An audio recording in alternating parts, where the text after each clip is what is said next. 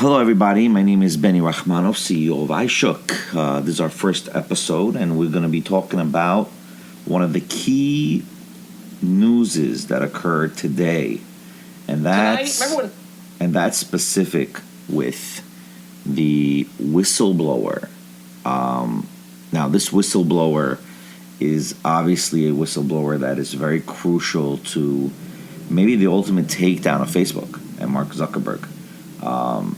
I'm not per se a fan or against the Facebook platform, but definitely we are in a state where Facebook is dominating the social media and social construct of our society. But that's why we at iShook are where we are today. We are developing a platform, which we have been developing. We spent a lot of money and time on this platform, and this year is the year that we get ourselves into the next level of where we want to be. And ultimately, Facebook has proven that our platform is so much needed now more than ever in today's culture. So in regards to the Facebook debacle with the whistleblower definitely shows key elements of why Facebook is, I believe, a propaganda machine that holds the virality of people and who gets to see what and when they should see it. And this is pure, unadulterated control of people's information and what they are thinking. I mean, if you're going to always put in front of a person constant information, you're just feeding, that's propaganda. You're feeding them information. Now, how's iShook going to be any different? So we are at a unique position now where these big tech companies have created these monstrosities, and now we come in as a new company to try to modify and learn from their lessons, get the key takeaways, and overcoming their failures. And that's where we're coming in right now, and that's the beautiful part of iShook.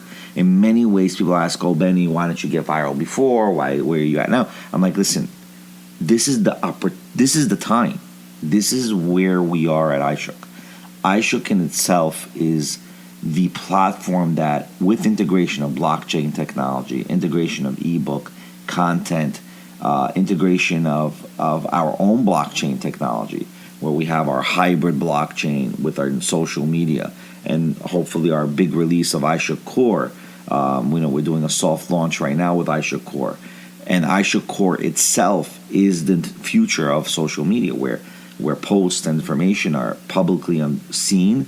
Of course, we have it in a way that protects people's privacy, but at the same time, this is key information where we'll have the public, so to speak, can monitor what's actually being said and actually being done. And you can create overlays and overlays and overlays to monitor the actual messaging that's being done there. So we can find those bad actors almost in an instant. And that's so important in any social media platform. Algorithms that we can create, of course, in control and helping the communities. There's no doubt that I personally believe that Congress and United States government has to create some sort of legal provisions, because the legal system is so strong in America, and the manipulation of legal system is very hard to do as opposed to other countries. But ultimately, this whistleblower does definitely change the dynamics of where we are right now with social media. And I've been saying this for years, and in hindsight, to be right within these 7 years, that we need another social media that kind of goes more in an academic, more of a free speech, non-censorship style. Of course, iShook, just like any other company, has to follow to the rule of law, the law of the land, and our base operation from New York as well. So that's very important that people get that message in general, that we are iShook here are developing a platform and scaling this platform in such a in a way that helps people grow, because growth comes through education. And what's happening is, and it's clear, iShook, Facebook is trying to reel in and fish in the kids for future generations. I mean, the fact that you're going to create an Instagram for kids is going to destroy the future of our country. But if we create a social media platform where kids are incentivized for reading books, incentivized for actually doing engagement, and that's the thing. We are mining engagement. We are rewarding engagement. We're not rewarding just a like or just a post. We're rewarding what people are doing as an engagement. So as you're reading an ebook, you get rewards. You can redeem those rewards. Now, this is in the means and the lines of education. And why not make reading fun? Why not make social engagement fun? And that's where the principle of iShook comes from, where we at iShook are creating a platform that acts like a video game, where you get incentivized, you get points, you get credits, you get ability to promote, you get ability to read, you get abilities to crypto mine while you're actually learning, or crypto mining while you're actually posting. I mean, these are things that will revolutionize the world, in the sense that now we are giving people the incentive to be better, as opposed to giving the incentive to be a worse person. And I think that's what Facebook and Twitter does. It takes the worst out of people, because there is no real decorum. It's like you're going into a mob, and everybody's just screaming out loud with their own microphone or a megaphone, and that's what's happening. There's no real decorum. There's no real debate. There's no real interaction, and communication has to come with decorum. Has to come with a rule set of how to communicate with each other. And that's where iShook is creating. We're creating those things, and we have so many things down the line in creation. And where I'm coming from as a CEO and creator of iShook and founder, we are here to specifically help individuals become better and engage. I mean, we're not going to take away the same types of engagement and content creation like all the other platforms. No, we want to get those type of ideas into the platform, like TikTok ideas or those creations that other people do. But at the same time, we don't have to feature this all the time in one feed. So we have different ideas how to filter out our content and how people are seeing the content, because we believe in more of a natural digestion of content. So it's more about the quality of the content as opposed to the quantity. And the way we get the quality as opposed to the quantity, where today it was revealed by the whistleblower that Facebook itself, and you can watch the hearing, that Facebook itself creates a algorithm that will promote virality or promote more likes in order for people's to create content more. So when they see there's more likes and there's more people watching them, they're going to create more content. Now, iShook is coming off a different avenue. So our goal base is that when you're creating content in iShook and you're using our platform, you're actually being able to see the engagement numbers. We'll give you those engagement numbers, and that's I think is more important. How many people are actually engaging in your content? And if they're not engaging in your content the way you think you are, then Facebook or all these other big tech platforms are selling you an imagination. They're not really selling you anything. And B, as an advertiser, that they're going to pay for your page or for your content to be placed on your that's like fake money. That's like taking money away from people for no reason. And we're not in the business of taking money for no reason. We're in the business of delivering on what we want to sell. So our idea is we sell engagement. So we sell the retention of engagement on a content, not you just as an individual, but on the content itself. So if you create a video and that video has sparked conversations, and because of you, that video, people have brought, let's say, ideas from historic, ideas and so on and so forth, where they're bringing academia, they're bringing papers, they're bringing whatever it could be. Or if it's just a fun entertainment video, let it be an entertainment video. And then people are liking you, that's fine. But are they really liking you for who you are, right? So we want to make it that there is actually no association to the posts and the likes. And I think today's news with the whistleblower with Facebook really shows the differences of where we are today in society and where we are with big tech and social media. Blockchain technology, and I think maybe iShook wasn't ready years ago to be where we are now, and we are ready now. Because with the blockchain tech, with what we've developed now, we can really produce for our investors and produce for the public, what they need. And today, our community needs real strong engagement, that is, that strikes a nerve, that will really help society become better, which is what Facebook really set out on. But honestly, with all due respect to Mark Zuckerberg and the big tech guys, these guys, I don't know what they did in their lives that they can say that they're good peoples or they know what they're doing. I can definitely say about myself that me running a congregation and being a spiritual leader, besides where I am with my entrepreneurship, I have the value system to equate what's needed for a community, what's not needed for a community, because I do this every day. iShook is my business; it's my entrepreneurship goal. But then I have my passion, which is helping people, and I've been doing it for over 20 years. So I think in our position that we have a better perspective how to help the public and the community. Second news that came out, and these are the two big newses I wanted to get out for this podcast, is that there is a proposal by the IRS in the United States that President Biden wants to propose, which is that the minimum $600 that's in your bank account, the IRS will be able to see every transaction that goes on.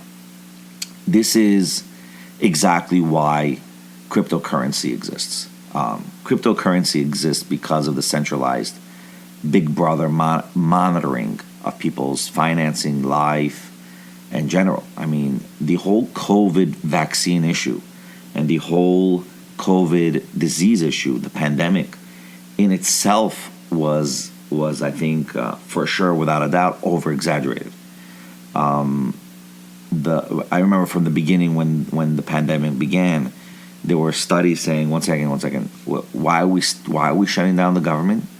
There's about 1 million people dying of car accidents a year in the U.S., and we're worried about the 600,000. Yes, we got to be worried, but we got to get our priorities straight. What are we really worrying about?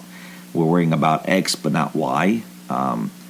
It just doesn't make sense. It doesn't mean whatever the governments are. I'm not here to fight the governments. They decide to shut down. They did the shutdown, but then you got to fight when we're losing our freedoms and our position in society, and that's really where iShook comes out. I mean, if we're here creating a platform and creating blockchain technology and situations that don't help our community, then what are we doing it for? Ultimately, that $600 and the IRS monitoring every transaction we do, that's just really crazy.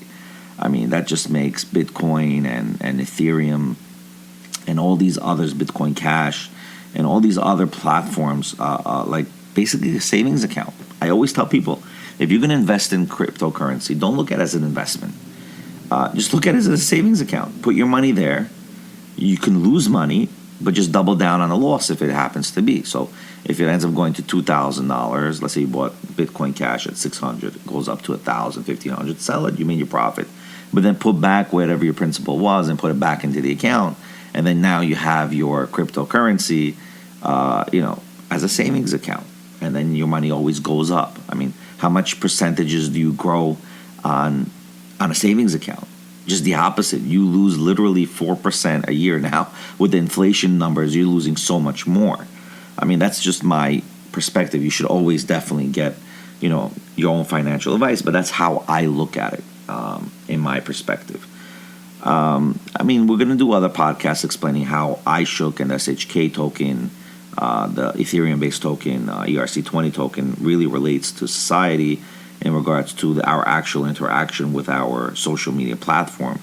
And as more you're going to hear from us and reading our white paper, you'll see that SHK is purely a utility token. It's not really a financial token. But again, we at iShook will do whatever laws actually come out, not made up regulations. Whatever the laws actually come out to be, that's what we'll follow.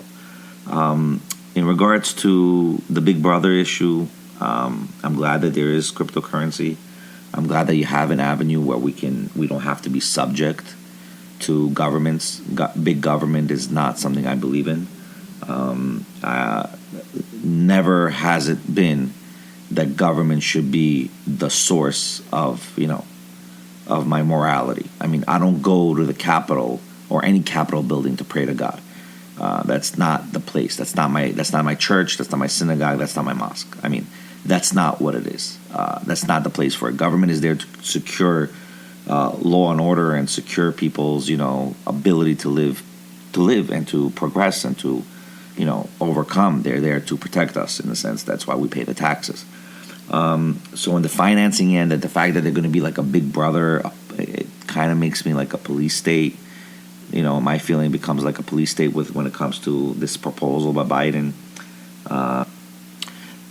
Ultimately, whatever presidential proposals come out really don't help the end of cryptocurrencies in general.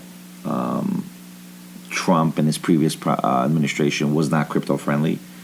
Biden, I think, is a two-faced individual. It seems to be he's pro-crypto, but then he appoints one of the individuals in the SEC, I believe, and the currency, whatever. He puts like some sort of big player on the stage who's been critical of cryptocurrencies. Ultimately, we got to see what Congress is really going to set up about cryptocurrencies, and that's really where we need to focus on in the future of cryptocurrency. Again, all financing people should really take. They got to do their own due diligence when it comes to financing and what they invest and what they put money in. That's for sure. I always tell this to everybody. Yeah, but those are the two basic news issues that are out there.